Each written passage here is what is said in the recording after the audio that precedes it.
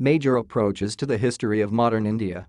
Looking at how histories are written is part of the study of the intellectual history of the period under discussion and can provide a variety of ideas and explanations.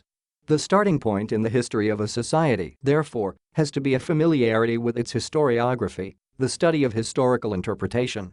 This provides recognition of the intellectual context of history, instead of seeing history as just a narration of events. The modern history of India, for the convenience of understanding, can be read broadly under four approaches: the colonial, or the imperialist, nationalist, Marxist, and subaltern, each with its own distinct characteristics and modes of interpretation. However, there are other approaches: communalist, Cambridge, liberal, and neoliberal, and feminist interpretations, which have also influenced historical writing on modern India. View: the production of histories of India has become very frequent in recent years and may well call for some explanations. The reason is a twofold one: changes in the Indian scene requiring a reinterpretation of the facts, and changes in the attitudes of historians about the essential elements of Indian history. Percival Spear. Colonial approach historiography. For the major part of the 19th century, the colonial school occupied a high position in India. The term colonial approach has been used in two senses. One relates to the history of the colonial countries, while the other refers to the works which were influenced by the colonial ideology of domination. It is in the second sense that most historians today write about the colonial historiography. In fact, the practice of writing about the colonial countries by the colonial officials was related to the desire for domination and justification of the colonial rule. Hence, in most such historical works there was criticism of indigenous society and culture. Simultaneously, there was praise for the Western culture and values and glorification of the individuals who established the colonial empires. The histories of India written by James Mill, Mountstuart Elphinstone, Vincent Smith and many others are pertinent examples of the colonial historiographical trend. Certain characteristics common to most of the works of these historians are the following: Orientalist representation of India, i.e., the opinion that the British brought unity to India, e.e., the notions of social Darwinism, the English considered themselves superior to the natives and the fittest to rule. If India viewed as a stagnant society which required guidance from the British, white man's burden. And v. establishing Pax Britannica to bring law and order and peace to a bickering society. Nationalist historiography approach. The nationalist approach to Indian history can be described as one which tends to contribute to the growth of nationalist feelings and to unify people in the face of religious, caste, or linguistic differences or class differentiation. This approach looks at the national movement as a movement of the Indian people, which grew out of the growing awareness among all people of the exploitative nature of colonial rule. This approach developed as a response to and in confrontation with the colonial approach. It should be noted that the nationalist historians of modern India didn't exist before 1947. Before 1947, nationalist historiography mainly dealt with the ancient and medieval periods of Indian history. However, in the last quarter of the 19th century, a detailed and scientific critique of colonialism for the adverse economic aspects of alien rule was developed by nationalists like Dadabhai Naoroji, M. G. Ranade, G. V. Joshi, R. C. Dutt, K. T. Telang, G. K. Gukale, and D. Wacha. The only accounts of the national movement was by nationalist leaders, not historians, such as R. G. Pradhan, A. C. Mazumdar, J. L. Nehru and Patabhi Sitaramaiah. R. C. Majumdar and Taro Chand are noted nationalist historians of modern India. Marxist historiography approach. The beginning of the Marxist approach in India was heralded by two classic books, Rajni Palmdutt's India Today and A. R. Desai's Social Background of Indian Nationalism. Originally written for the famous Left Book Club in England, India Today, first published in 1940 in England, was later published in India in 1947. A. R. Desai's Social Background of Indian Nationalism was first published in 1948. Unlike the imperialist colonial approach, the Marxist historians clearly see the primary contradiction between the interests of the colonial masters and the subject people, as well as the process of the nation in the making. Unlike the nationalists, they also take full note of the inner contradictions between the different sections of the people of the Indian society. However, some of them, particularly Rajni Palmdutt, were unable to fully integrate their treatment of the primary anti-imperialist contradiction and the secondary inner contradictions and tended to counterbalance the anti-imperialist struggle with the class or social struggle. They tend to see the national movement as a structured bourgeois movement, if not the bourgeoisie's movement, and miss its open-ended and all-class character.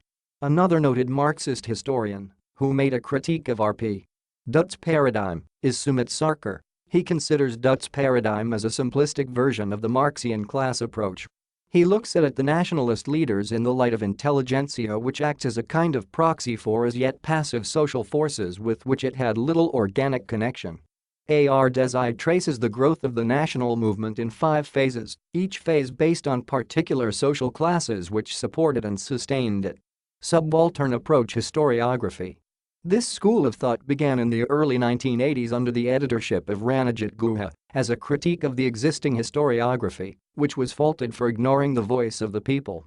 Right from the beginning, subaltern historiography took the position that the entire tradition of Indian historiography had an elitist bias. For the subaltern historians, the basic contradiction in Indian society in the colonial epoch was between the elite, both Indian and foreign, on the one hand, and the subaltern groups, on the other, and not between colonialism and the Indian people. However, they do not subscribe to the Marxist theory of the nature of the exploitation by the nationalist movement. They point out that the Indian society of the time could not be seen in terms of class alone, as capitalism in the country was just nascent at the time. This school sees nationalism as exploitative in terms of caste, gender, religious and creed divisions. Nationalism, say the subalterns, ignored the internal view. A few historians have of late initiated a new trend, described by its proponents as subaltern, which dismisses all previous historical writing, including that based on a Marxist perspective, as elite historiography, and claims to replace this old, blinkered historiography with what it claims as a new people's or subaltern approach. Bipan Chandra. Contradictions within the society as well as what the marginalized represented or had to say. They believe that the Indian people were never united in a common anti-imperialist struggle, that there was no such entity as the Indian national movement. Instead, they assert, there were 2 distinct movements or streams, the real anti-imperialist stream of the subalterns and the bogus national movement of the elite. The elite streams, led by the official leadership of the Indian National Congress, were little more than a cloak for the struggle for power among the elite.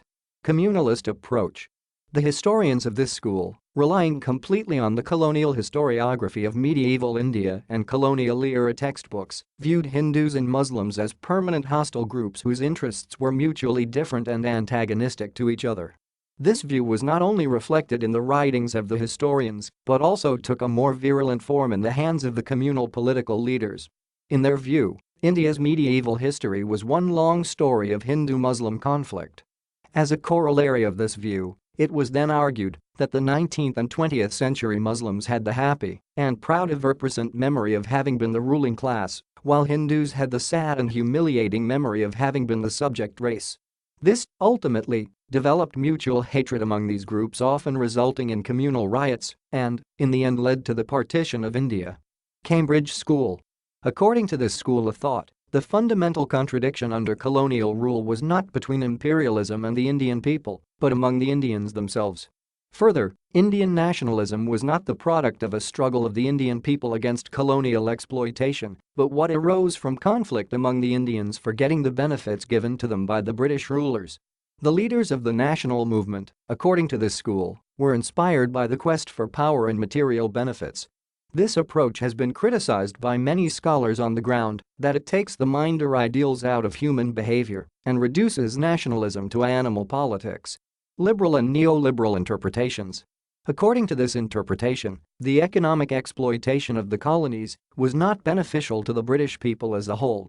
The availability of markets for British industrial goods in the colonial world and capital investment in overseas markets, like laying of railways in India, might have actually discouraged domestic investment and delayed the development of the new industries in Britain. The proponents of this school of thought are Patrick O'Brien, Hopkins and Kane. Feminist historiography. The shift in terms of the writing of women's history began with the women's movement of the 1970s, which provided the context and impetus for the emergence of women's studies in India. Very soon, women's history broadened and assumed the more complex shape of gender history. In the early years, the endeavor was to write a history of women, to supplement the writings of mainstream history. Also, an attempt was made to research and compile an archive of women's writing. An important area of research has been analysis of the way in which colonial structures, such as the legal structure, affected women's lives. Women's vulnerability due to the denial of ownership of productive resources has been focused on in the analysis of how progressive laws shaped gender relations. In the colonial period, two works based upon the women's question in India, The High Caste Hindu Woman, 1887, by Pandita Ramabai, and Mother India, 1927, by Catherine Mayo, attracted international attention. Summary. Different approaches. Colonial approach is influenced by the colonial ideology of domination. It focuses on criticism of indigenous society and culture and praises the Western culture and values. James Mill, Vincent Smith etc. followed this approach. Nationalist approach evolved as a response to and in confrontation with the colonial approach. Before independence, this school dealt with the ancient and medieval periods of Indian history and not the modern period. After independence, this school focused on modern India. R.C. Majumdar and Tarochand belonged to this school. Marxist approach focuses on the primary contradiction between the interests of the colonial masters and the native subjects. It also takes notice of the inner contradictions between the different sections of Indian society. R.P. and A.R. Desai were noted Marxist historians of India. Subaltern approach takes the position that the entire tradition of Indian historiography has an elitist bias and the role of the common masses has been neglected. Ranajit Guha belonged to this school. Communalist approach views Hindus and Muslims as permanently hostile groups whose interests are mutually different and antagonistic to each other. Cambridge School envisages Indian nationalism as a product of conflicts among the Indians themselves for getting the benefits from the British rulers. For them, Indian nationalist leaders were inspired by the greed of power and material benefits. Liberal and neoliberal interpretations imply that the economic exploitation of the colonies was not beneficial to the people of Britain as it delayed the development of the new industries in Britain. Feminist historiography focuses on areas of research that analyze colonial structures, such as the legal structure, which affected women's lives. It also focuses on women's vulnerability due to the denial of ownership of productive resources.